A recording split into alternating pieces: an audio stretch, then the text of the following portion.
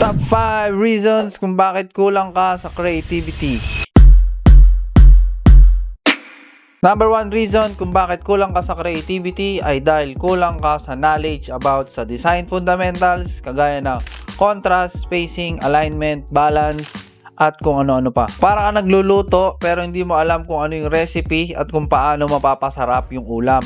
Di mo alam kung gaano karami yung asin, yung paminta, yung toyo, kung gaano katagal iluto, at kung paano imekos-mekos yung mga materyales puwertes na yan. Number 2 reason kung bakit kulang ka sa creativity dahil kulang ka sa mga references at mga inspirations. Kung hindi mo alam kung ano itsura ng magandang design, paano ka makakagawa ng magandang design? Ibig sabihin, kailangan ma-expose ka sa mga top level at mga super sign level na designs.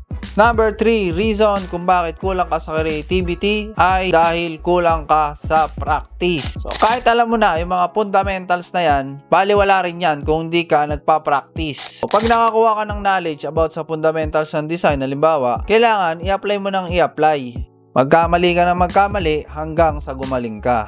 Number 4 reason kung bakit kulang ka sa creativity kasi walang nag-a-honest feedback or nag-a-honest critic ng mga designs mo. Siguro, yung mga kakilala mo, ayaw nila masaktan yung feelings mo. Kaya, sinusugarcoat nila na maganda yung design mo. O kaya naman, sa mga hindi graphic designer mo, pinapakita yung design mo.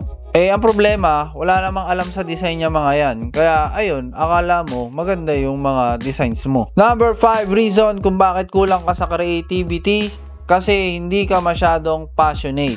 Hindi ka na-addict sa pagde-design, hindi mo hinahanap, hindi ka nangangati pag hindi ka nakakapag-design. Ang good news naman sa'yo ay pwede pang ma-develop yung passion for graphic design na yan. So maraming iba't ibang ways kung paano ka mas magiging passionate as a graphic designer na pag-uusapan natin sa susunod na video. Alright, so yun lang para sa video na yan. Marami pang ibang reason kung bakit kulang sa creativity ang mga graphic designer. Comment mo na lang dyan sa baba kung merong gustong idagdag. Likes, comments, shares, and subscribe. Pa-shoutout ka na rin kung gusto mo. Thank you for watching at follow for more graphic design tips.